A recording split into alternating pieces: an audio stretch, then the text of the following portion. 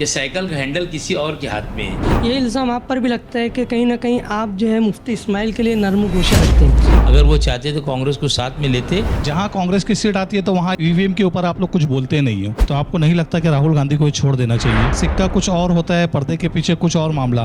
बात निकली थी वोट जिहाद से, अब बात आ गई है शहरियत। एजाज बेग को अगर वोट देंगे ना तो शेख आसिफ साहब गिर जाएंगे। एजाज बेग बहुत अच्छा आदमी है, मगर यार अभी वोट देंगे ना तो मुफ्ती साहब गिर जाएंगे। तो आप लोगों ने राब्ता किया उनके साथ? शहर का एमपी भी खामोश, शहर का एमएलए भी खामोश। शहर में देखा जा रहा है मौजूदा आमदार की और आपकी खामोशी, कई कॉरपोरेशन के इलेक्शन आप लोग साथ में लड़ने की तैयारी तो नहीं? ये मदद उदद नहीं है लोगों को, ये भड़काना है मेरे हिसाब से। आपने जब अतिक्रमण उखाड़ दिया वहां से, तो क्या वो जो लोग 11,000 कॉलोनी में गए, तो आपको नहीं लगता कि उनको वो सुविधा वहां मिलना चाहिए? तो ये इलेक्शन स्टंट है, तो आपकी खामोशी भी तो इलेक्शन स्टंट हो सकता है। उनका क्या मैं बंद करवा दूंगा कैसे आईटीआई के लोगों का। कहीं ना कहीं असम्बली इलेक्शन में आप उसकी 10% भी वोट नहीं ले पाए, तो क्या वजह बनी थी? शहर ने आपको क्यों नकार दिया? आज मुकाबले में एजाज बेग नहीं है, वोट को खराब मत करो। मतलब आप ये मानते हो कि शेख आसिफ की हार की वजह ये दो लोग बने? 30,162 वोट से इलेक्शन आ रही। हर हाल में चेक करना चाहिए एसआईटी को, नहीं तो 4 बजे तक के तो मुझे खुद भी ऐसा लगता था कि शेख आसिफ साहब कम से कम 30,000 वोट से चुन के आएंगे। आप एक बार फिर जो है वही पक्ष में बात करते हुए नजर आ रहे हैं। मैं भी एक छोटा मोटा वकील लगा के मैं भी मेरी तरीके से डिफेंस करने की कोशिश करूँ। तो एजाज बेग की अगर घर की वोट मुफ्ती इस्माइल को मिलने वाली है। एजाज भाई, यानी इल्ज़ाम लगाना आसान होता है। एक तरफ बोलते हैं कि फैसला अल्लाह को जो फैसला था हमने वो मंजूर कर लिया, और दूसरी तरफ कोर्ट के अंदर जाते हैं। बेदार है कि वहाँ से दवा खाने की खिड़की दरवाजे भी लेके चले गए उन्होंने। अभी प्लास्टिक चोरी करने वाले जो है ना, प्लास्टिक का जो कारखाना चला रहे चोर लोग। आप एक तरफ बोल रहे हो कि खेल कूद का मैदान बनना चाहिए, दूसरी तरफ शादी हॉल। कुछ सुनो, आपने भी जो है मौलाना आज़ाद रोड की तामीर की थी, लेकिन ऐसा कोई बोर्ड तो वहाँ भी नजर नहीं आया। तुम राज सवाल अगर मेरी मैनेज की बात करते तो मैं इतनी बड़ी बात बोल रहा हूँ कि बच्चों को खेलने के लिए ओपन स्पेस नहीं है, क्योंकि वहाँ पे आपने इतना बड़ा शादी हॉल बना के रखा है। Welcome back to Marhaba kids mall, Islampura Malegaon. Designer में नया कलेक्शन ऐड हुआ है। मानव समाचार में आप सभी का स्वागत है, इस्तकबाल है। जैसे कि आप लोग कई दिनों से देख रहे हैं, मानव समाचार आप लोगों के सामने शहर के सुलगते मौजू को आप लोगों के सामने पेश कर रहा है। आज मुल्क के हालात और देश का जो अभी दिल्ली में हालिया इलेक्शन हुआ है, उसी मौजू पे हमने कांग्रेस पार्टी मालेगांव शहर के अध्यक्ष एजाज बेग साहब को हमारे बीच बुलाया है और हम जानने की कोशिश करते हैं कि क्या वजह बनी कि कांग्रेस अपनी जगह नहीं बना पाई। जबकि कांग्रेस पार्टी का दिल्ली में एक दबदबा हुआ करता था, आज क्या वजह बनी कि कांग्रेस पार्टी कहीं ना कहीं खत्म होती हुई नजर आ रही है? क्या शीला दीक्षित के बाद कांग्रेस के पास कोई बड़ा चेहरा नहीं है जो अपनी जगह बनाने में कामयाबी हासिल कर सके, या अरविंद केजरीवाल अपने 10 साल की सियासत को कहीं ना कहीं खोते हुए नजर आए? आज मेरे साथ इस इंटरव्यू को कंडक्ट करने के लिए मेरे सहयोगी आमिर अयूबी सर हैं। आमिर अयूबी सर इस इंटरव्यू को आगे बढ़ाएंगे। एजाज भाई, आज जो नतीजा आया है आप उसको किस तरह देखते हैं? क्या ये नतीजा इत्मीनान बख्श रहा है? दिल्ली के नतीजे तो इत्मीनान बख्श नहीं है। कल ही राहुल गांधी ने कहा था कि ये जो महाराष्ट्र का जो पैटर्न है ये दिल्ली के अंदर इस्तेमाल किया है इन्होंने। अचानक वोट 30 लाख 40 लाख वोट बढ़ जाती है। कल ही उन्होंने कहा था, इसके ऊपर से समझ लो कि ये सरकार जब से बनी है बीजेपी की सरकार, ये कांग्रेस को ख़त्म करने के लिए हर हरवा इस्तेमाल कर रही है। महाराष्ट्र के नतीजे के अंदर पूरे महाराष्ट्र के एग्जिट पोल ये बोला करते थे कि आने वाले वक्त के अंदर कांग्रेस फुल मेजॉरिटी से बहुमत से आने वाली है, मगर ऐसा नहीं हुआ। यहाँ पर एकदम खुला देखा जाए तो कहीं जगह के ऊपर ऐसा हुआ है कि आप देखो महाराष्ट्र के अंदर के एक जैसी वोट है सबको। किसी को 1,58,000 है तो कई आमदार लोग को 1,58,000 है, किसी को 1,45,000 है, किसी को 1,45,000 है। ये सब ईवीएम मशीन का खेल है, और जब तक ईवीएम मशीन का खेल बंद नहीं होगा, जब तक ये यानी कांग्रेस पार्टी को आगे आने नहीं देंगे। कांग्रेस के सभी पार्टी को नहीं आने देंगे। आज यानी 10 सालों से राज करने वाली आप पार्टी का इतना बुरा हाल हुआ कि उसके कैंडिडेट खुद अरविंद केजरीवाल मुख्यमंत्री जो थे वो हार गए, सत्येंद्र जैन हार गए, मनीष सिसोदिया जी हार गए। यानी ऐसा देखो कि इनके बड़े बड़े लीडर हार गए। जिस तरीके से महाराष्ट्र के अंदर इन्होंने जो खेला किया था, समझ लेना ईवीएम के ज़रिए, उसी तरीका खेला इन्होंने दिल्ली के अंदर किया। हमें तो इसके ऊपर भरोसा और इत्मीनान ही नहीं। ईवीएम जब तक रहेगा जब तक कि ये किसी को सरकार बनाने नहीं देगी। अभी आपने कहा कि जो है आम आदमी के कई दिग्गज लोग जो है हार गए। क्या आपको लगता नहीं कि कांग्रेस अगर आम आदमी पार्टी से पैक्ट करती तो उसके नतायज कुछ और होते? आमतौर पर देखने में आता है कि कांग्रेस जो है कहीं भी छोटी पार्टियों से या बड़ी पार्टियां जो भी इलाकाई पार्टियां उससे इत्तेहाद नहीं करती है और नतायज जो है बरक्स आते हैं। क्या इसका जो है जिम्मेदार कांग्रेस भी कहीं ना कहीं आपको लगता है कि है? बिल्कुल इसका जिम्मेदार कांग्रेस नहीं है। अरविंद केजरीवाल जी को ऐसा लगता था कि हमारी फुल मेजॉरिटी आएगी, इसीलिए उन्होंने कांग्रेस को साथ में लेना यानी ये नहीं समझा, उचित नहीं समझा। अगर वो चाहते तो कांग्रेस को साथ में लेते, और आज अगर साथ में रहती कांग्रेस तो इसकी कोई पिक्चर अलग होती। भले जो भी सीट उनकी बंटवारे के अंदर बात होती तो एक दूसरे के अंदर साथ मिलकर आप देखो 200, 500, 700, 1000 वोट के अंदर इनकी सीटें गिरी हुई है और कांग्रेस ने 7-7, 8-8, 10-10 हज़ार वोट लिया है। तो ये जो है इनका घमंड, इनका गुरूर आप पार्टी का ये इनकी वजह से हुआ, इसमें कांग्रेस का कोई रोल नहीं है। एजाज बेग साहब, जैसे कि अभी आप बता रहे हो कि कांग्रेस पार्टी से अलायंस नहीं की अरविंद केजरीवाल ने, जबकि एमपी इलेक्शन के टाइम पे, पार्लियामेंट इलेक्शन के टाइम पे इंडिया अलायंस बना, तो इंडिया अलायंस की बुनियाद पे जब बीजेपी को आप लोगों ने सत्ता से बहुत ज़्यादा अनकरीब मतलब दूर ही कर दिया था, ऐसे हालात आए तो अभी इंडिया अलायंस की क्यों ज़रूरत पेश नहीं आई? अब ये तो अरविंद केजरीवाल का मामला था। अगर उनको ऐसा लगता था कि दिल्ली के अंदर हम लोगों ने 10 साल से राज कर रहे और 10 साल के अंदर उन्होंने एक टाइम ऐसा था कि इलेक्शन होने के बाद भी रिज़ाइन दे के वापस इलेक्शन करवाया था, तो उनको ऐसा लगता था कि कल का जो वक्त था आज भी वही वक्त तो रहेगा। इस तरीके से उन्होंने नहीं मुनासिब समझा कांग्रेस के साथ अलायंस कर रखना, और उसका जो है खामियाजा अरविंद केजरीवाल को भुगतना पड़ा। जबकि बीजेपी इल्ज़ाम लगाती है कांग्रेस के ऊपर कि जब आप ईवीएम का जो इल्ज़ाम दे रहे हैं कि ईवीएम का मामला है, जहां कांग्रेस की सीट आती है तो वहां ईवीएम के ऊपर आप लोग कुछ बोलते नहीं हो। बिल्कुल बोलते हैं, हर राज्य के अंदर बोलते हैं, ऐसा ज़रूरी नहीं है। एक बात अच्छी से आप सुन लीजिए, महाराष्ट्र के अंदर देखो कि कहीं पर भी देखो बिगर ईवीएम का गुजरात के अंदर एक वक्त तो ऐसा था, इसके पहले 5 साल के अंदर पूरा गुजरात इनसे नाराज़ था बीजेपी से। ऐसा लगता था कि फुल मेजॉरिटी के अंदर कांग्रेस आएगी। और सूरत में ख़ास तौर के ऊपर उस वक्त तो जीएसटी के मामले के अंदर व्यापारी लोगों ने जुलूस निकाला, धरने आंदोलन किए, तो पूरी सूरत के अंदर से लगता था एक भी सीट नहीं आएगी। बहर उन्होंने वहाँ पर इतनी बहुमत से आए, तो जब से लोगों को लग गया था कि ये हमेशा ईवीएम का इनको जहाँ इस्तेमाल करना है वहाँ पर हमेशा इस्तेमाल करते हैं। ईवीएम के बारे में जो है अक्सर सवालात उठते हैं, और जब कोई हारता है तो उसका हार का जो ठेकरा है ईवीएम पर फोड़ने की कोशिश करता है, लेकिन ईवीएम के खिलाफ जो है ठोस कदम या सुप्रीम कोर्ट तक क्यों नहीं जाया जाता? कहीं लोग गए सुप्रीम कोर्ट के अंदर, असल में ये जिम्मेदारी जो है इलेक्शन कमिश्नर की है, ये कोई तरीके से इसका फैसला नहीं लेता है। यहाँ तक कि चंद्रचूड़ ने किए थे, जस्टिस जो थे उन्होंने खुद भी ये बात का एतराफ़ किए थे।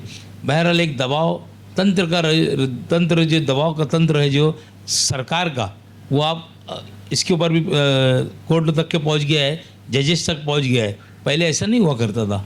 आज देख लो इनका दबाव इतना बढ़ गया है बीजेपी सरकार का कि इनको ये छोड़ना पड़ता है।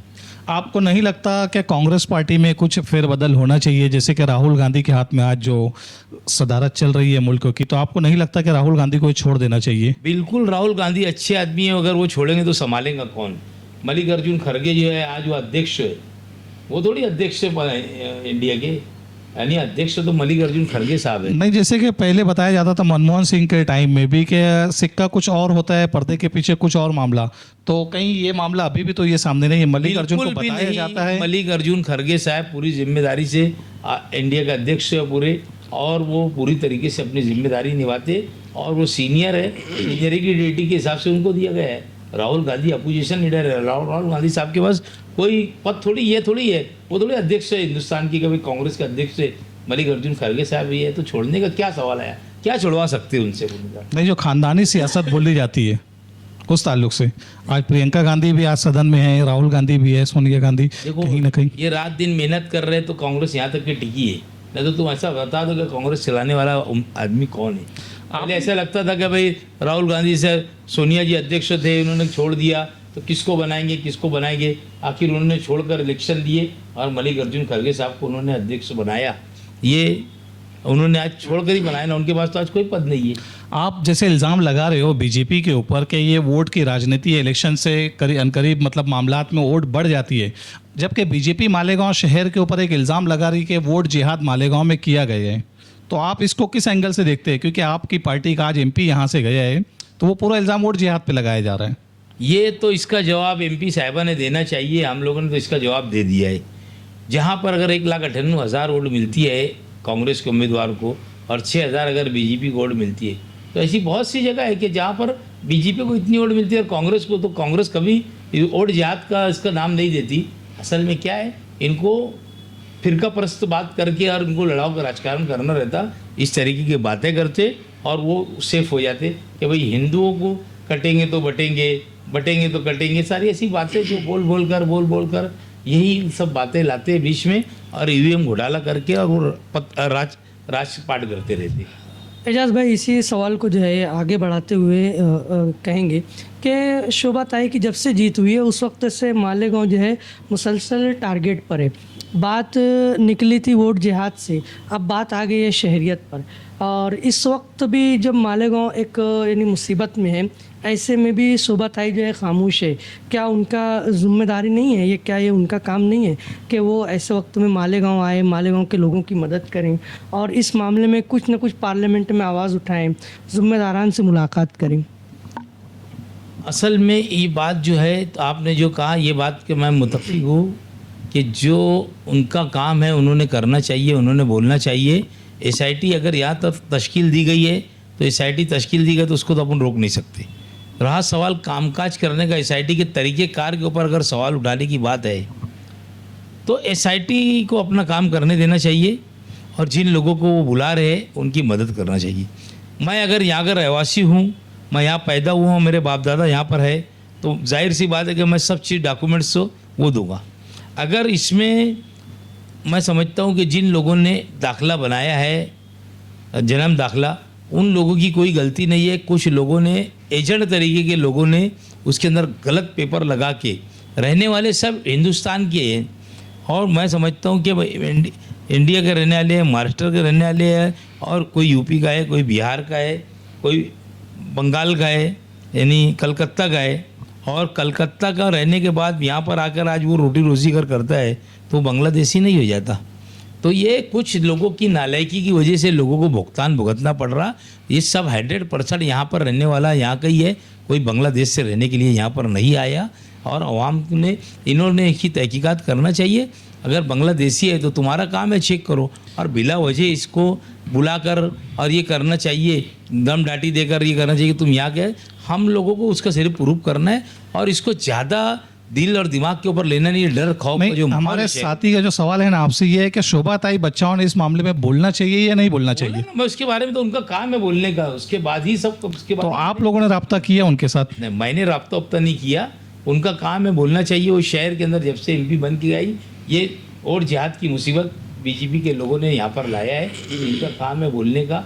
ये अगर बोलेंगे, वहाँ सदन के अंदर आज चल रहा है तो सदन के अंदर अगर ये आवाज़ उठाएंगे तो कुछ ना कुछ फ़र्क पड़ेगा। और एसआईटी अपनी तहकीकात करे, उसके बारे में हमारा कोई बोलना नहीं, मगर गलत तरीके से तहकीकात करेगी तो ये बराबर बात है। जहाँ तक के सवाल आते हैं कि एमपी साहिबा को भी जो है सवाल उठाना चाहिए, वहीं ये बात भी सामने आती है कि एमएलए साहब को भी कुछ बोलना चाहिए, लेकिन इस मामले में जो है वो मुसलसल खामोश हैं। क्या लगता है, उनकी खामोशी किसी मतलब बड़े तूफ़ान का पेश खीमा है या फिर कोई बात है कि वो अब तक इस मामले में कुछ नहीं बोल रहे हैं? शहर का एमपी भी खामोश, शहर का एमएलए भी खामोश। देखो, एसआईटी तश्कील दी गई, इसके बारे में तो कोई भी नहीं बोल सकता कि तुम काम मत करो। इसकी भी खामोश है, वो भी देख रहे हैं दूध का दूध और पानी का पानी हो जाए, कोई बात नहीं। सबको ये इत्मीनान है शहर के लोगों को। नहीं, शहर एसआईटी के खिलाफ नहीं है जाज भाई, शहर एसआईटी के खिलाफ कोई नहीं है, सब एसआईटी की हिमायत में और एसआईटी को सपोर्ट करने को तैयार है। मगर जिस तरीके से किरेट सुमैया मालेगांव के ऊपर इल्ज़ाम दे रहे, इस मुद्दे पे हम बात करना चाह रहे हैं आपसे।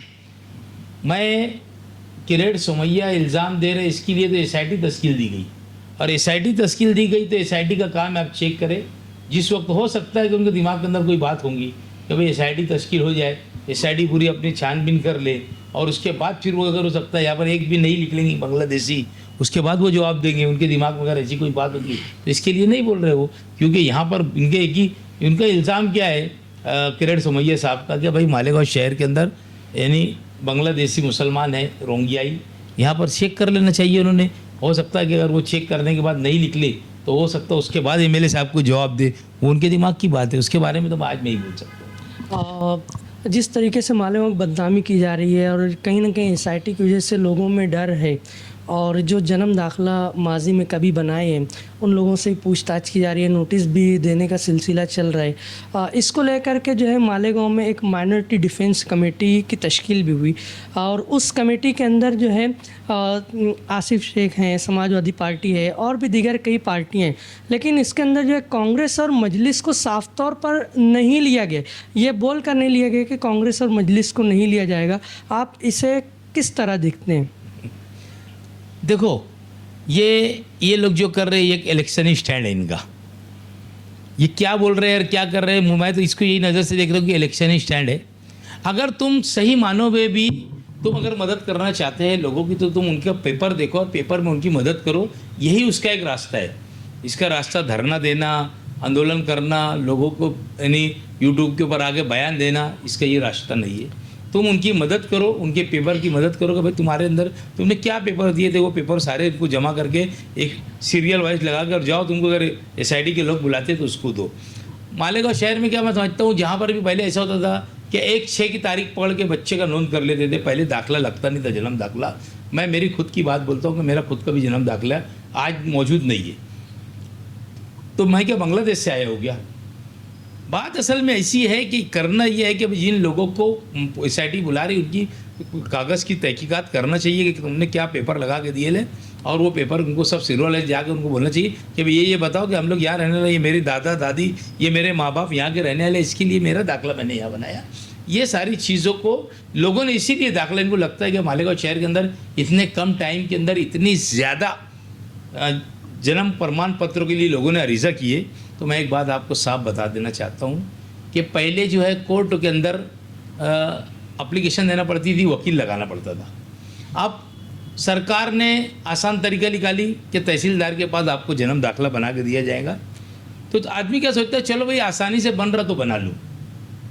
इसके लिए लोगों ने अरीज़ा दिया, और अरीज़ा देने के बाद ये एप्लीकेशन जब उन लोग को ऐसा लगा कि भाई इतना ढेर क्यों आया, तो वजह ये कि आसान तरीका वो, तो लोगों ने जाकर अपना अपना अरीज़ा किया और अपना सोचा कि भाई जन्म दाखला बना लो। ये एकदम रियल फैक्ट यही है, उसके बारे में कोई नहीं है। अगर ये नई बात रहती, कोर्ट के अंदर बनाने की बात लोग होता जान दर कहाँ झंझट में पड़ेंगे, वकील लगाना, पैसा खर्चा करना। इसके लिए लोगों ने एक लिए आसान तरीका गवर्नमेंट ने लाई, तो लोगों ने एप्लीकेशन किया और उनको दिमाग में ऐसा आ गया गवर्नमेंट के कि भाई इतने लोगों ने अरीज़ा क्यों किया, ये क्या, यानी यहाँ पर कोई बांग्लादेश के लोग तो नहीं है। उन्होंने अपनी तहकीकात करना, इंशाअल्लाह ताला मालेगांव शहर के अंदर एक भी बांग्लादेशी, रोहिंग्या, मुसलमान नहीं रहेंगे। अभी आपने कहा कि जो है माइनॉरिटी डिफेंस कमेटी जो बनी है वो इलेक्शनी स्टंट है, तो क्या लगता है आपको ये आने वाले कारपोरेशन इलेक्शन के लिए एक इत्तेहाद है या उसकी तैयारी है? इनका इत्तेहाद तो असम्बली से पूरे शहर ने देखा, और मैंने बार बार इसका तज़ाकरा किया हमारे स्टेज से कि साइकिल का हैंडल किसी और के हाथ में है। ये मैं हमेशा बोलता था, और ये शहर के लोगों ने देख लिया कि साइकिल का हैंडल उन्हीं के हाथ में था, और ये मिलजुल कर ही लड़ेंगे आगे असम्बली का इलेक्शन। ये सिर्फ लोगों को डिफेंस, माइनॉरिटी डिफेंस कमेटी के नाम से ये लोगों को जमा कर रहे हैं, और ये जमा करने का मकसद सिर्फ कारपोरेशन का इलेक्शन तक के साथ में रहे, और हम लोग इनको शहर को कारपोरेशन में कब्जा हो, इस तरीके का इनका अपना मसला है। अभी आपने कहा कि जो है, मैंने 12 जलसे से कहा कि साइकिल का हैंडल किसी और के हाथ में, ये इल्ज़ाम आप पर भी लगता है कि कहीं ना कहीं आप जो है मुफ्ती इस्माइल के लिए नरम गोशा रखते हैं, और ये बात जो है लोगों ने साबित भी की है कि आपके इलेक्शनी जलसों से लेकर के उसके बाद से अब तक आपके बयानात जो भी हैं वो कहीं ना कहीं मुफ्ती इस्माइल के फेवर के हुआ करते हैं। बिल्कुल नहीं। एक बात मैं आपको बोलता हूँ, आप मेरा यानी उठा के देख लीजिए, समझे क्या? मैंने जब भी बोला और मुफ्ती इस्माइल को ही यानी ख़राब बोल के, जो था वो बोल के ही मैंने शुरू किया। आखिरी जलसे का भी तुम मेरा उठा के देख लो, हर जलसे में मैंने उनके खिलाफ़ बोला। बहरहाल ऐसा है कि एक आदमी बीच में बीमार पड़ा और उसके खिलाफ़ में बोलना, तो लोगों को भी बात ना बोले यार एक आदमी ज़िंदगी और मौत की कसमकस के अंदर है, और ये उसको कम ज़्यादा बोल रहे। ये शहर मस्जिद और मीनारों का शहर है, ये शहर भी ये सब भी चीज़ बर्दाश्त नहीं करता। तो जब बीमारी का वो अय्याम था तो कहीं ना हमने नरम गोशा रखा था। ऐसा ज़रूरी नहीं है वो नहीं काम करेंगे तो उसके बारे में भी बोलेंगे हम। और अभी भी मैं बोल रहा हूँ, क्या आपने मेरे से उनके बारे में सवाल किया तो उनका दिमाग के अंदर क्या चीज़ है, बोलना चाहिए, बोलना नहीं चाहिए, लोगों से जाकर लोगों को बुलाना चाहिए और लोगों को उनकी मदद करना चाहिए। ये मेरा अपना मकसद है कि लोग आए, भाई तुम्हारे को क्या तकलीफ़ है। मेरे लड़का रात को मेरे खुद के पास आया, बोले मेरे साथ मेरा लड़का स्कूल पढ़ता, वो लोगों ने जन्म दाखिला बनाए थे तो कल उनको बुलाए, तो मतलब उनको बुला, मैं उनसे बात करता और उनको क्या मदद लगेगी मैं मदद करूँगा। तो सारी चीज़ मदद करने वाली है। ये जिंदाबाद मुर्दाबाद और यूट्यूब के ऊपर बयान देने से ये काम नहीं चलने वाला। ये शहर बयान वयान सुनने के मूड में नहीं है। तुम किसकी मदद पेपर वर्कों के जरिए कैसे कर सकते, उतनी मदद। शहर में देखा जा रहा है कि मौजूदा आमदार की और आपकी खामोशी, कई कॉरपोरेशन के इलेक्शन आप लोग साथ में लड़ने की तैयारी तो नहीं कर रहे? नहीं, खामोशी का इलेक्शन का कोई ताल्लुक नहीं है ना।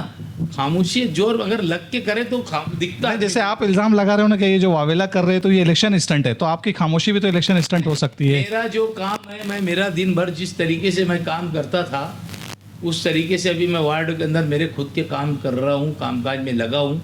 मैंने पीछे आपको मालूम था कि टोटल 17 करोड़ रुपए के काम लाए थे, तो सब काम की शुरुआत कराना है। मुझको एक 20 बेड का हॉस्पिटल बनाना है, मैं उसके अंदर लगा हूँ।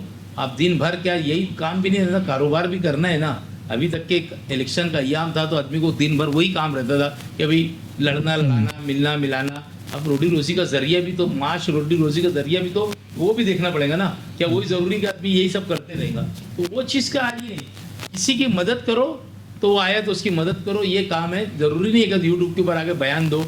मेरे यहाँ पर आप आके देख लो कितने लोग दिन भर मेरे से मिलने के लिए आते, कितने लोग काम के लिए आते। मतलब आप ये बोलना चाहते हो कि जो माइनॉरिटी डिफेंस कमेटी बनी है शहर में भय का वातावरण, भीति का वातावरण ये लोग बना रहे हैं? सवाल ही नहीं आया। मैंने ये बारे में बोला था, फिर अभी बोल रहा हूँ कि ये लोग बिला वजह चिल्लाट पुकार कर रहे। चिल्लाट पुकार करने का ये नहीं है।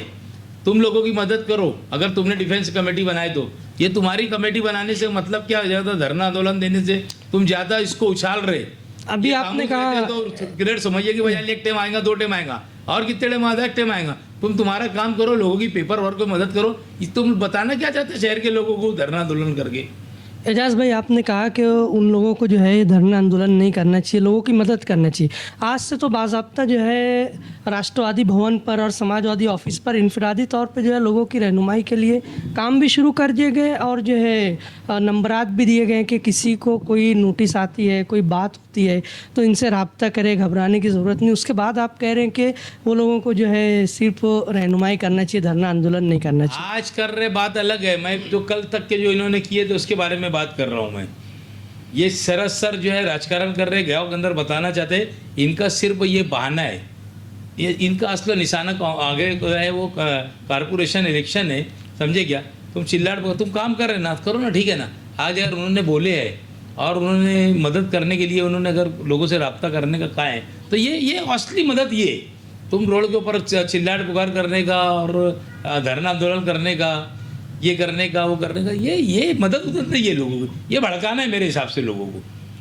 एजाज भाई, जैसे कि आप बता रहे हो कि राजकारण आज शहर में बात होती है डेवलपमेंट के ताल्लुक से, तामीर के ताल्लुक से, वहाँ भी राजकारण किया जाता है। एजुकेशन में अगर बात की जाए तो वहाँ भी राजकारण होता है। और आज अगर ये सब मामला चल रहे डॉक्यूमेंटेशन के ताल्लुक से या कुछ आवाज़ उठाई जा रही है तो आप उसे भी राजकारण की नज़र कर रहे हो, तो फिर आम आदमी क्या सोचेगा इस ताल्लुक से? मालेगांव शहर का आदमी किसके पास जाएगा? मैंने आपको एक बात बोला हूँ, फिर एक बोल वही वापस में दोहरा रहा हूँ।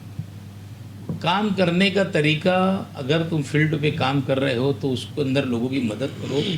उसको तकलीफ़ क्या है? तुम अगर नाक की दवा कान में डाल रहे तो ये तकलीफ़ का उसकी इलाज नहीं है। उसका इलाज ये होना चाहिए कि भाई उनको डॉक्यूमेंट्स के अंदर तुम जो है वो उसको जो परेशानी है उनको वो परेशानी दूर करके दो। उनको बताओ कि भाई तुम जा रहे और पुलिस के सामने नहीं बोल पाता इंसान। आज बूढ़ी माँ बहनें हैं, 40 साल है, 50 साल है, 60 साल है, ऐसे लोगों ने भी अपना पुलिस के सामने नहीं बोल पाते तो उनको सीरियल वाइज उनके पेपर लगा के दो। भाई इनको बताओ कि भाई तुमको ये बोलना है कि भाई मेरे ये अब्बा थे, ये मेरे दादा थे, मेरी ननियाली है, ये सब मेरा प्रूफ है। ये सारी चीज़ जो उन्होंने बनाए है वो प्रूफ उनको देना है। एजाज भाई, जैसे कि आप बता रहे हो तो अभी तक के आपने SIT के ताल्लुक से या शहर में हुए माहौल के ताल्लुक से आपने किसी से बात करने की या रब्ता करने की कोई कोशिश की SIT के जिम्मेदारान से? देखो SIT के शहर के वकला से भी मैं भी एक बात सुनूं। मैं अगर SIT के ताल्लुक से लोगों से या SIT के लोगों से अगर मैं मुलाकात करूं तो उनका मकसद, उनका क्या, मैं बंद करवा दूंगा कि SIT के लोगों का यहाँ पर कामकाज करना। SIT अपना काम हर हाल में करेंगी। उनको महाराष्ट्र सरकार ने नेमा है। वो किसी भी तुम 10 मुलाकात करो उनसे, वो जो उनको काम करना है वो करेंगे। तुम फिर तुम्हारी कौम की अगर तुम मदद करना चाहते हो तो पेपर वर्क के अंदर तुम मदद करो, कोई SIT से किसी से मिलने की ज़रूरत नहीं। कि मैं जाकर SIT वालों को बोल दूँगा कि तुम काम मत करो, तुम चेक मत करो, हर हाल में चेक करना चाहिए SIT को। उन्होंने इतना बड़ा इल्ज़ाम लगाया मालेगांव के ऊपर कि यहाँ पर बांग्लादेश के लोग रहते हैं, तो ये दूध का दूध पानी का पानी हो जाने दो। इंशाअल्लाह ताला यहाँ पर एक भी वहाँ के लोग नहीं मिलेंगे, रोंगे। मतलब आप चाहते हो कि शहर का जो इल्ज़ाम लगा इल्ज़ाम धुल जाए, वो SIT के जरिए धुले या किसी और जरिए वो धुल जाना चाहिए। जैसे ये जाके मिल रहे थे कि SIT की टीम, SIT की जो है ये बंद करा सकते हैं ये लोग, जो इंक्वायरी है तो सिर्फ वो ववेला मचाने का इनका काम है, ये ववेला मचा रहे, ऐसा कुछ भी नहीं हो सकता कि SIT को बिला वजह अगर ये किसी को तकलीफ देंगे, समझे क्या, मुझे भी अगर ऐसा लगने का ये बिला वजह इसको पुलिस नहीं है और इसको बिला वजह कर ये करवाने की कोशिश कर ली, तो मैं भी बिल्कुल रोड के ऊपर आऊँगा और इसके खिलाफ उतर कर हर तरीके से मदद करूँगा। तो आपको लगता है आप अकेले आवाज़ उठाएंगे? अगर आप खुद मालेगांव डिफेंस कमेटी के साथ में अगर मिलते तो वो आवाज़ मजबूत होगी आपकी भी? जिसका उसका प्लेटफॉर्म अलग है, वो अपने प्लेटफॉर्म से बात कर रहे, मैं मेरे प्लेटफॉर्म से बात कर रहा हूँ।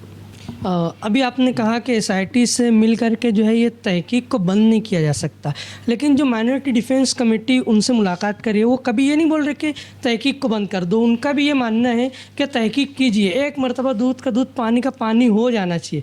उनका मकसद ये होता है कि आवाम को जो दुश्वारी आ रही है, SIT की टीम जब घर तक पहुँच जा रही है तहकीक के लिए, तो एक जहनी तौर पर लोग परेशान हो जा रहे हैं, तो उसको रोकने के लिए जो है वो जा रहे हैं। तो क्या SIT की टीम से इस तरीके से मिला नहीं जा सकते?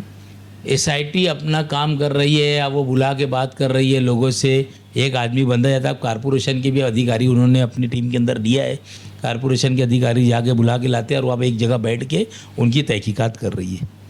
तो उनकी तहकीकात को मैं तो पहले दिन भी बोला था, आज भी बोल रहा हूँ, उनको तहकीकात कर लेने दीजिए। तुम बिला वजह इसके अंदर जिंदाबाद मुर्दाबाद का नारा मत लगाओ। जब हो जाएगा दूध का दूध पानी का पानी हो जाएगा। जिन लोगों को बिला वजह कर ये सताएंगे, आज जो लोग 3 लोग बेगुनाह जेल की सलाखों के अंदर, 2 बहनें हैं, एक भाई हमारा जेल की सलाख के अंदर है, ठीक है, इन्होंने उनकी मदद किया, इन्होंने वकील लगा के दिया, मगर कहीं ना कहीं ऐसा था कि कोई गलत पेपर लग जाने की वजह से बिला यानी वो बेचारों को तकलीफ हुई। अब इसका जिम्मेदार वो तो खुद नहीं है, जिन्होंने भी इसका दाखला बनाया होगा, जन्म प्रमाण पत्र बनाया होगा, उसके अंदर एक आध पेपर गलत लग गया होगा, उसकी वजह से आज ये जेल की सलाखों के पीछे है। अगर यही नहीं लगाता कोई भी जो बीच में जन्म दाखला बनाने वाला, तो आज हमारी माँ बहनें जेल के अंदर नहीं रहती। आज सबसे ये पूछेंगे, सब ने अपना अपना कागज़ पत्तर बताना चाहिए और कोई बात नहीं, इंशाअल्लाह ताला ये जो तकलीफ हुई है 3 लोगों को, ये मैं समझता आगे किसी को नहीं होने वाली है। और एक वकील साहब के ऊपर जो आरोप लगाई गई है वो तो बिल्कुल एकदम सरासर गलत है। वकील का काम है कि वही मुजरिम को छुड़ाना, उनको सज़ा से बचाना, और गुनहगार है उसको सज़ा दिलाना। और वकील को अगर इन्होंने इस तरीके की ये कही है तो ये तो बिल्कुल निषेध करने वाली बात है कि वकील लोग कब हमारे लिए खड़े होंगे अगर ऐसा होगा तो। एजाज भाई, जैसे कि हमने देखा शोभाताई बच्चाओं ने शहर से काफ़ी ज़्यादा तादाद में वोट हासिल की, एक कांग्रेस पार्टी के बैनर तले वोट हासिल की, शहर के लोगों ने कांग्रेस पार्टी के नाम को वोट दिया, तो कहीं ना कहीं असम्बली इलेक्शन में आप उसकी 10% भी वोट नहीं ले पाए, तो क्या वजह बनी थी? शहर ने आपको क्यों नकार दिया? शहर ने नकारा नहीं है, आज भी शहर मुझे नहीं नकारता। मुझे जो शहर इज़्ज़त देता वो अल्हम्दुलिल्लाह मुझे मालूम है मुझे क्या इज़्ज़त देता था।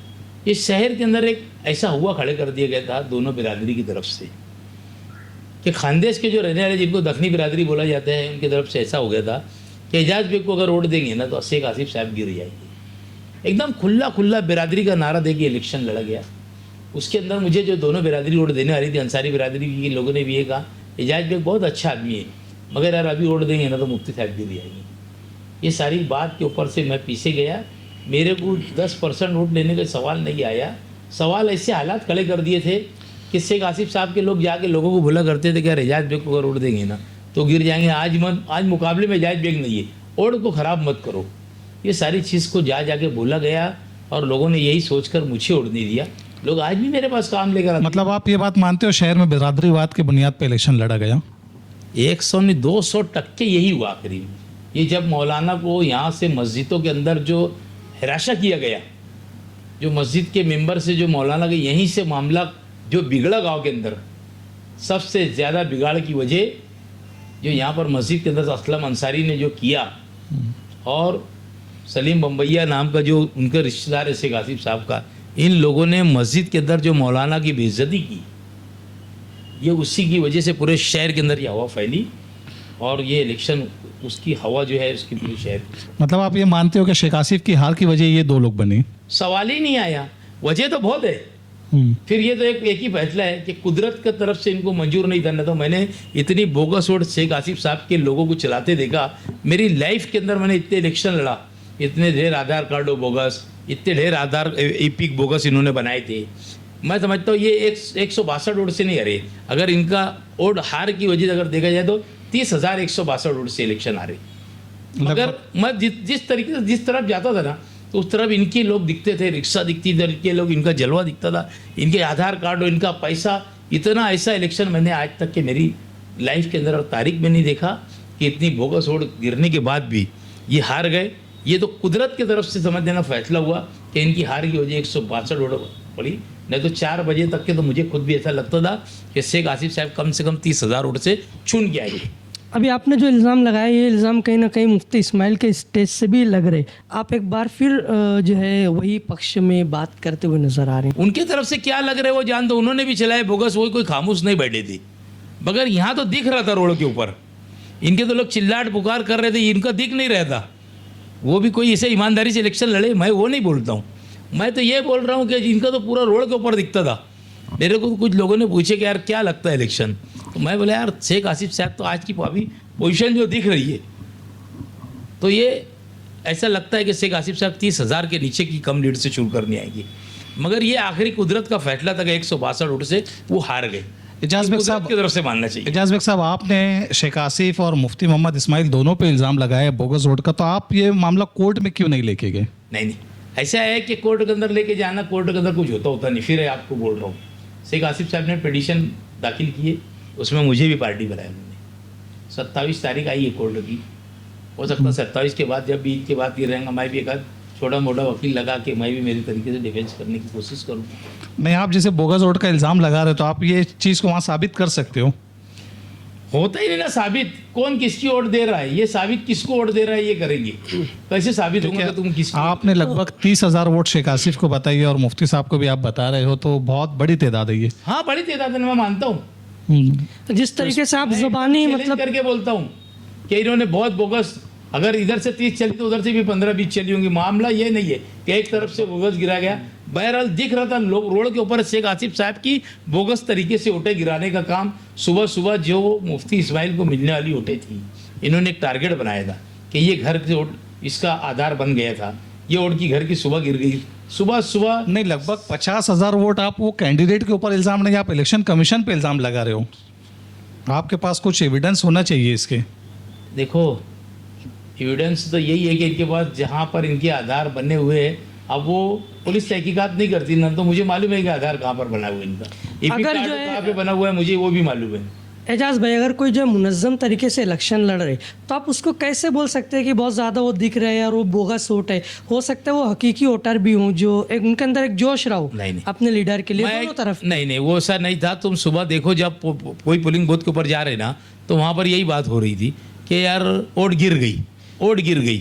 तो इसका मतलब कैसा होता, किसी ने किसी वोट गिरा तो बोगस ही गिरा रहे ना ये लोग, वोट गिर जा रही थी लोगों की। इन्होंने एक तरीके से टारगेट किया था कि किसकी वोट गिराना है। मतलब आप दोनों तरफ से वोट का कैसा मैटर हुआ, इन लोगों ने, शेख आसिफ साहब के लोगों ने वोट गिरा दिए और मुफ्ती साहब की तरफ से जो भी वोट गिरी होंगी इन्होंने वोट बढ़ाया था। बोले तो तुम्हारी अगर नयापुरे में वोट है तो तुम्हारी इस्लाम नगर अमन चौक में भी वोट है, तुम्हारी अगर अमन चौक में भी वोट है तो तुम्हारी आज़ाद नगर में वोट है। एक तरफ से ऐसा चला और दूसरी तरफ से खुला वोट गिरा दिया गया। यानी ये वोट एजाज बेग की अगर घर की वोट मुफ्ती इस्माइल को मिलने वाली है तो ये वोट शेख आसिफ साहब के लोगों ने सुबह गिरा दी। मतलब आप ये चीज़ मान रहे हो कि वोटर्स मौजूद है, उनकी वोट किसी और ने दे दी है। हाँ। बोगस आप इसको बोलना चाह रहे हो? मानता हूँ कि ये इसको बोगस। एजाज भाई, नहीं इल्ज़ाम लगाना आसान होता है, जब ये साबित करने की बात आएगी तो क्या आप इसको साबित कर पाएंगे? अरे साबित तो होता नहीं ना। मैं इसके पहले भी बोला कि अभी शेख आसिफ साहब ने पिटीशन दाखिल किए, ये पिटीशन का भी कुछ नहीं होने वाला है। मैं बोला ना साबित होता ही नहीं ना कि बोगस वोट किसको गिरा है। बोगस वोट जो गिरी है और उसके बाद टेंडर वोट जो भरी गई है, अगर वो टेंडर वोट मुझे मिली है तो इसका मतलब जो सामने वाले ने वोट गिराया है वो बोगस वोट वो वो शख्स को गिरी है जो वोट मुझे मिली, वो टेंडर वोट मुझे मिली है, इसका मतलब वोट मेरी मिलने वाली वोट थी, वो सामने गिरी है वोट। टेंडर वोट का मतलब ये होगा, तो खुलवा लेना चाहिए। टेंडर वोट तो खुलती ही नहीं, वो खुलवा के वो भी दिख जाएगा कि वोट किसको टेंडर वोट मिली है। जिसको ज़्यादा टेंडर वोट मिली होंगी, इसका मतलब ये है कि सामने वालों ने बोगस इनकी वोट को गिराया है।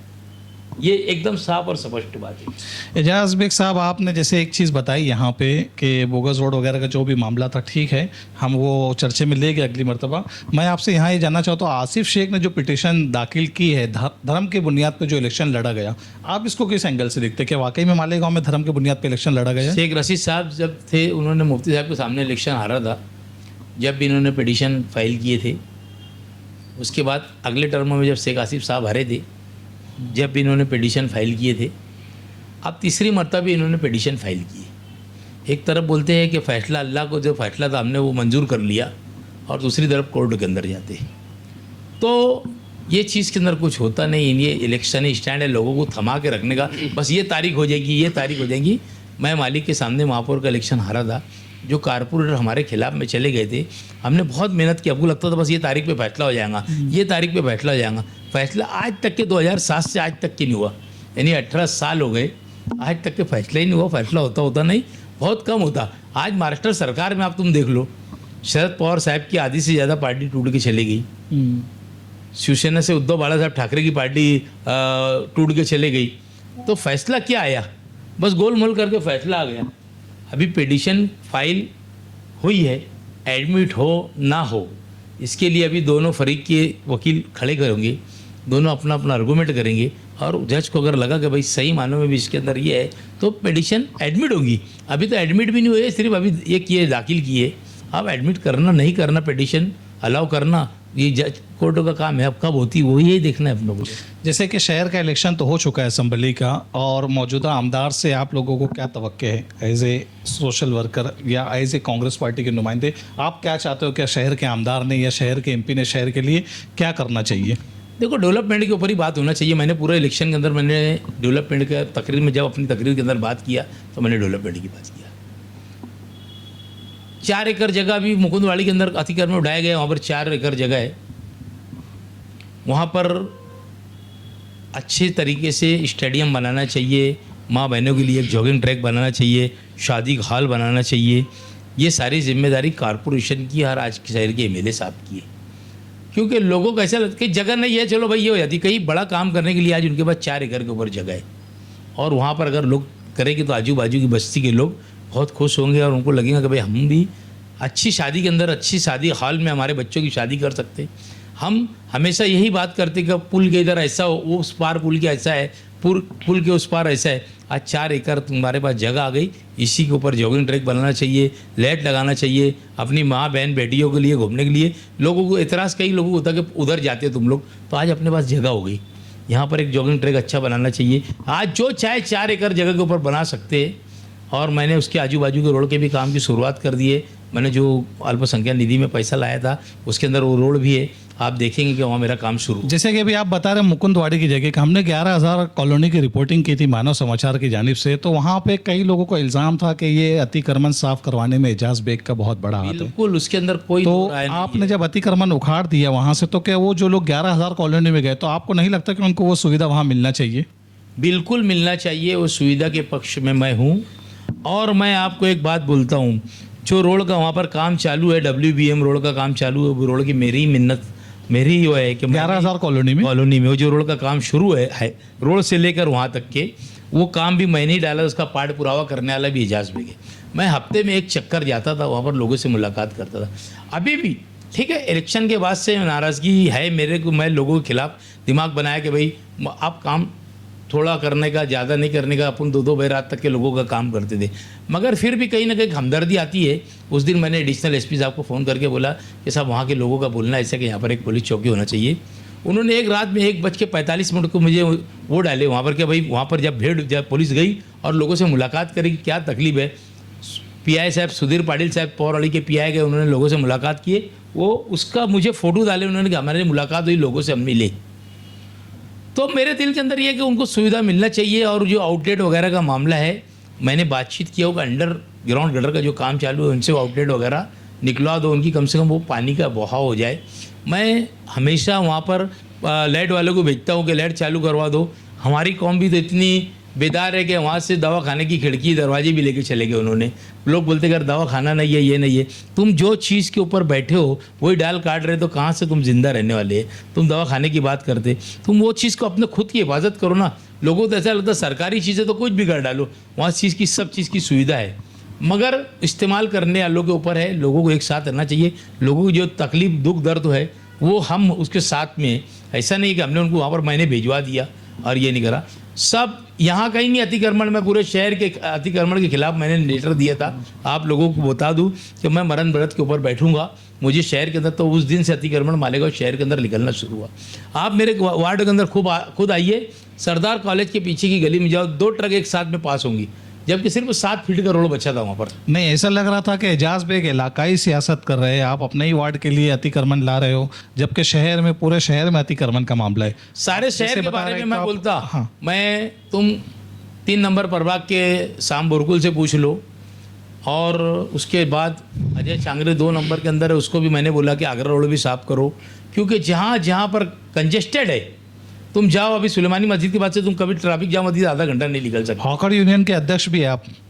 मैं तो ट्रक उसके यूनियन का लिए अध्यक्ष था, ट्रक यूनियन मैंने उसका इस्तीफा दे दिया। इस्तीफा दे दिया आपने? अच्छा, तो उसके लिए पार्किंग की कोई सुविधा अभी तक के कुछ हो पाई है? जगह जो थी पार्किंग की जगह को भी, रिजर्वेशन जगह को भी प्लाट करके मालेगांव के ब्रोकर लोगों ने बेच डाला। ये तो मालेगांव शहर का अलमिया है। तो आपने उसके खिलाफ कभी आवाज नहीं उठाई? नहीं, पैसा असल में कारपोरेशन देंगी तो उसके बाद में बोलेंगे ना। 14 करोड़ रुपया 111 गट नंबर 111 का दी मुकुंद अपने पौरवाड़ी के अंदर 111 पौरवाड़ी पुलिस स्टेशन के सामने गेट है, गट नंबर 111। 14 करोड़ रुपया गवर्नमेंट ने, कारपोरेशन ने उनको पैसा दिया। और एक वक्त तो ऐसा था कि कोर्ट ने जब्ती की नोटिस लाई थी, उस वक्त तो महासभा के अंदर ये करके उसको पैसा अर्जन दिया गया, कमिश्नर की कुर्सी जब्त हो गई थी। 14 करोड़ रुपया वो जगह के बारे में दिया गया। ये इतनी बेहिस कारपोरेशन है कि वहाँ पर लोग प्लाट गिरा के बेच रहे। कारपोरेशन की जगह को, आधे से ज़्यादा जगह को बेच डाला गया। मैंने 10 टाइम कंप्लेंट किया, सिर्फ बोलते कि आज कर लेंगे, कल कर लेंगे। नगर रचना ले गए, एक टाइम गए, उन्होंने ये लगा गया, पूरा खून गाड़ किया कि यहाँ से यहाँ अपनी जगह है। तो इसके बारे में तो कौन बोलेगा, कौन करना है कमिश्नर को। मैं तो मुख्यमंत्री साहब के पास जाने वाला हूँ। मैं लेटर बनाकर जितने मालेगांव के अंदर ओपन स्पेस है, यहाँ पर ओपन स्पेस 10-10 लाख के अंदर टुकड़े बना के 10-10, 15-15 लाख के अंदर बेचे गए। और ये सब सियासी लोगों की करामत है मालेगांव शहर की, कि ये लोग ये धंधा करके और कुछ भी बेच डालते। अभी प्लास्टिक चोरी करने वाले जो है ना, प्लास्टिक का जो कारखाना चलाते चोर लोग, ये जो बिजली चोरी करते, ये क्या करते, ओपन स्पेस के ऊपर अपना कारखाना चालू करते, क्योंकि वहाँ का रेट भी होती, तो उसका मालक का नाम नहीं है ना, कौन मालक है। तो इसके लिए बच जाते। मैं मुख्यमंत्री साहब के पास लेटर मैंने सब उतारे निकाला हूँ, और मैं इसके लेटर के ऊपर जाके एक एंडॉक्स कलेक्टर के नाम से मारने वाला हूँ, कमिश्नर कॉरपोरेशन के नाम से नहीं, कलेक्टर के नाम से एंडॉक्स मार के लाने वाला है कि भाई इसके ऊपर कार्रवाई करके त्वरित अहवाल पाठवा। यानी हमको अहवाल दो तुमने क्या कार्रवाई करे। तो ओपन स्पेस बच्चे लोगों के, जो मोहल्ले के अंदर लोग रहते, उस मोहल्ले के बच्चे लोगों को खेलने के लिए है कि ये चोर लोगों के लिए है कि प्लास्टिक का कारोबार करेंगे, बिजली चोरी करेंगे और प्लाट बना के बेच डालेंगे, इनके लिए ओपन स्पेस नहीं है। मैं शहर की आवाम से यही बोलूँगा कि अगर अपने वार्ड के अंदर ओपन स्पेस है, तुम वो वहाँ के रहवासी है, ये तुम्हारी जिम्मेदारी है कि वहाँ पर किसी को कुछ बनाने मत दो, तुम्हारे बच्चे लोगों को खेल कूद का मैदान। जो शादी हॉल बन रहे हैं ओपन स्पेस पे, उसके बारे में आप? अच्छी बात है, बनना चाहिए। आप एक तरफ बोल रहे हो कि खेल कूद का मैदान बनना चाहिए, दूसरी तरफ शादी हॉल। कुछ सुनो, उसके बारे में तुम आप मुझे बोल रहे, इसका पूरा सवाल का मेरे से जवाब ले लीजिए। जी, इसी कारपोरेशन पहले 10% देती थी, कितना? 10% ओपन स्पेस। Open space. अब गवर्नमेंट ने उसको 15% कर दी। कितना कर दी?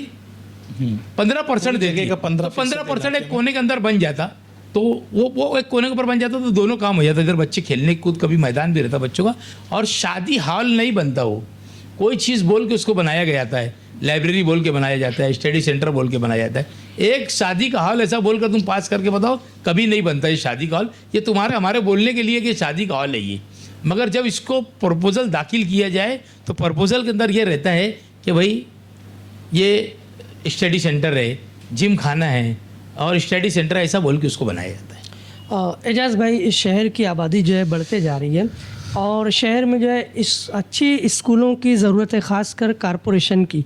लेकिन देखने में ऐसा आता है कि कारपोरेशन की जो मौजूदा स्कूलें हैं उसकी हालत जो है दिन ब दिन ख़राब होती जा रही है, बच्चे वहाँ से कम होते जा रहे हैं। इसके अलावा जो है वहाँ पर जो खाना दिया जाता है बच्चों को प्राइवेट स्कूलों में, कारपोरेशन की स्कूलों में, वो सही खाना पहुँचाया नहीं जाता है बच्चों को। क्या लगता है कौन इसके पीछे है?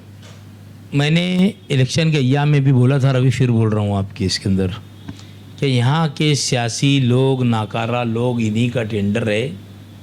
चाहे वो शेख आसिफ साहब हो, चाहे मुस्तकीम डिग्निटी साहब हो, या आज के एमएलए हो, सभी के बारे में मैंने ये कहा कि सब टेंडर के मालक लोग यही है। ये बच्चे लोगों को खिचड़ी का निवाला भी बच्चे लोगों का नहीं छोड़ रहे।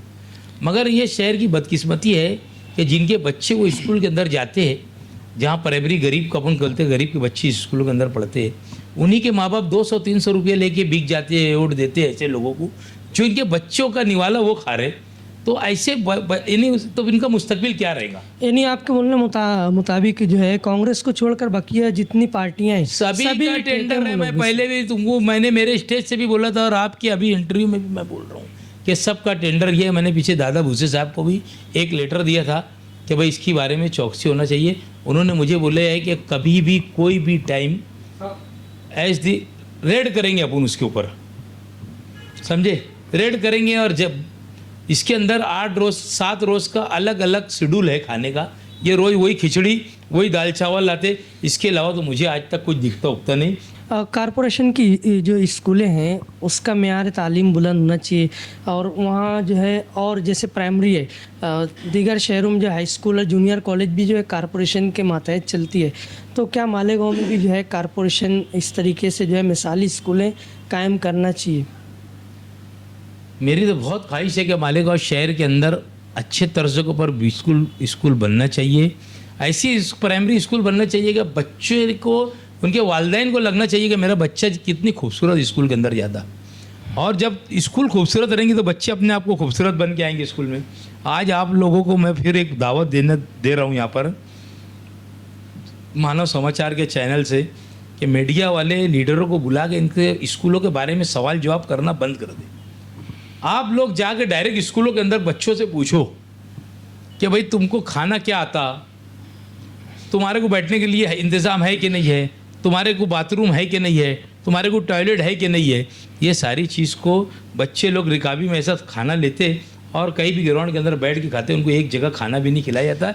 ऐसी हालत मालेगांव शहर के प्राइमरी स्कूलों की कर दी। एजाज बेग साहब, आप ही के ऑफिस के पीछे जो स्कूल है उसकी आज हालत ऐसी है कि बच्चों को खेलने के लिए ओपन स्पेस नहीं है, क्योंकि वहाँ पे आपने इतना बड़ा शादी हॉल बना के रखा है। तो इसमें आप क्या बोलना चाहेंगे? ओपन स्पेस अंदर है खेलने के लिए, बाहर इतना बड़ा नहीं है कि बच्चे खेल सके। इतना बड़े की कहीं पर भी बात नहीं है। गवर्नमेंट के रूल रेगुलेशन की वजह से संस्कृति हॉल बोल के उसको बनाया गया था, है ना, क्योंकि उसको ये नहीं है कि पूरा ग्राउंड को ख़त्म करके किया गया। वहाँ पर तो इतनी बड़ी जगह है कि वहाँ पर कॉरपोरेशन के लीडरान ने बोल रहा हूँ मैं, सना स्कूल को वहाँ पर जगह दे दी, सरदार हाई स्कूल को जगह दे दी। उनको जगह देने की जबकि ज़रूरत नहीं थी। अगर आप छोटा बोलेंगे तो इनको जगह नहीं देना चाहिए था। वो बहुत बड़ा ग्राउंड है अंदर बच्चे लोगों को खेलने का। तो आपने उसकी मुखालफत नहीं की थी उस वक्त जगह देने के ताल्लुक से? नहीं, जगह जब मैं कारपोरेटर भी नहीं था जब उनको जगह दी गई। आप 40 साल से सियासत में हो। 25 साल से मैं सियासत में, उसके पहले से उनको दिया गया। यानी अभी इमाम सेंडो जिम खाने में आपने गलबन कुछ काम किया है, तो आज उसका क्या हालत है? एकदम हालत ऐसी है कि जिस तरीके से वॉल कंपाउंड वगैरह सब करके रखा हूँ, इस्तेमाल में नहीं है। नहीं, इस्तेमाल में इसके लिए नहीं कि उसको इस्तेमाल करना इसके लिए नहीं कि वहाँ पर मरहूम हनीफ मिल्ली साहब के नाम से हम लोग ने लाइब्रेरी बनाने का किया है। पाठ पुरावा चालू है। उसके अंदर हमको इमरान प्रतापगढ़ी साहब ने 20 लाख रुपए का लेटर दिया है। मैं 20 लाख रुपया बहुत छोटा पैसा होता, मैं वैसे नहीं बनाऊँगा। इतने बड़े आदमी के नाम से मैं जब लाइब्रेरी बनाने जा रहा हूँ तो उसका मेयार वैसी होना चाहिए जैसे वो आदमी थे। मैं अल्पसंख्यक निधि के अंदर मैं डालने वाला हूँ अभी, ये डालकर उनके बड़ा फंड ला के और एक अच्छा स्टडी सेंटर लाइब्रेरी। आपने गेट के ऊपर भी कुछ तामीरी काम किया था, तो आज उसकी भी हालत वैसी नहीं है जिस तरीके से आपने। देखो एक बात सुनो, कारपोरेटर तो जाकर वहाँ पर लाइट बंद चालू नहीं करेगा। वहाँ के लोगों का काम है कि जिन लोगों के नाम से मौलाना हुसैन मिल्ली साहब, जिन्होंने यहाँ पर बैठकर और हज की पूरी चीज़ बताया कि कहाँ पर कैसा क्या होता, उम्रा कैसे करना जाता है, तवाफ़ कैसे किया जाता है, वो आदमी का नाम मौलाना हुसैन मिल्ली नाम था। उनके नाम से अगर मैंने गेट बनाया तो वहाँ के लोगों का भी फ़र्ज़ है कि इस नाम के, वो गेट से ज़्यादा उस नाम की कदर करना चाहिए। गेट के करीब में आपने एक इमारत बनाई है, आज लोग बैठ के उस पर नशा कर रहे हैं, वहाँ पे खानका अशरफिया मस्जिद के पास में। नहीं, नशा नहीं कर रहे, मैंने वहाँ पर कैमरा लगाया, आपको नहीं मालूम होगा, मैं कैमरे के अंदर देखता हूँ उसको, और मैं रौंड मारता जाकर वहाँ पर आज उस- बूढ़े लोग बैठे रहे थे, समझे क्या, मैं थूकता अगर दिख गया ना मुझे कोई इसके अंदर से कैमरे, तो मैं वहाँ पर मैं कैमरे में बैठ के देखता हूँ, 2 कैमरा लगाया मैंने कि जा, इसीलिए लगाया कि वहाँ से नशा और सट्टे का कारोबार बंद कराने वाला। शहर में नशे के बुनियाद पे भी इलेक्शन लड़ा गया। मैं क्या बोलता हूँ, मैंने नशा खत्म, वहाँ वो जगह से नशा और सट्टा खत्म करके वो चीज़ को मैंने बनाया कि भाई वहाँ पर हमारे बुजुर्ग हजरात जो 60, 70, 75 साल की उम्र के लोगों को बैठने के लिए वहाँ पंखा वगैरह भी सब लगाए लेके वो अपना बैठे रहे। आज उनके लिए बैठने के लिए कोई जगह नहीं है, कम से कम वो एक इमारत मैंने बनाया, तो इमारत के जगह के ऊपर लोग बैठ जाते कम से कम। एजाज़ भाई, शहर में जो है मुख्तलिफ जगह पर तामीरी काम कहीं ना कहीं चल रहे, इसको लेकर के लोग के दिल में शंका रहती है कि वो काम वो दर्जे का नहीं हो रहे, या यहाँ पर ये भी होना चाहिए था, ऐसा नहीं हो रहे। तो जो भी काम हो रहा है तो उसका क्या स्टेटमेंट, वहाँ पर क्या क्या काम होने वाला है, ऐसा कुछ बोर्ड लगना चाहिए। बोर्ड का तो कायदा है कि तुम कौन से काम पे कितने का तुमने ये रोड का काम शुरू किया और किस कंस्ट्रक्शन के किसके नाम से है, ठेकेदार का नाम होना चाहिए। उसके बाद अगर किसी ने उसके कागज़ मांगा कि भाई इसकी क्वालिटी क्या होंगी, इसकी खुदाई कितनी है, इसके अंदर WBM है कि नहीं है, कि इसके अंदर 40 mm की खड़ी है, कि कौन सा कामकाज है, ये सारी चीज़ को लेकर अगर आदमी ने मुतालबा करा तो देना चाहिए और उसकी मालूमात मिल जाना चाहिए कि भाई यहाँ पर किस तरीके का रोड बनना चाहिए। आपने भी जो है मौलाना आज़ाद रोड की तामीर की थी, लेकिन ऐसा कोई बोर्ड तो वहाँ भी नज़र नहीं आया था। नहीं, वो नहीं आया था, बात अलग है, समझेगा। बाकी होना चाहिए, मैं ये बात का ये है कि ठेकेदार का काम है कि वहाँ पर बोर्ड लगाना चाहिए। जो PWD का इंजीनियर हो या कारपोरेशन का इंजीनियर हो, इन लोगों को ये वहाँ पर ठेकेदार को ताकीद करना चाहिए कि भाई ये तुम यहाँ पर बोर्ड लगाओ, ये इतने इतने करोड़ रुपए का काम है।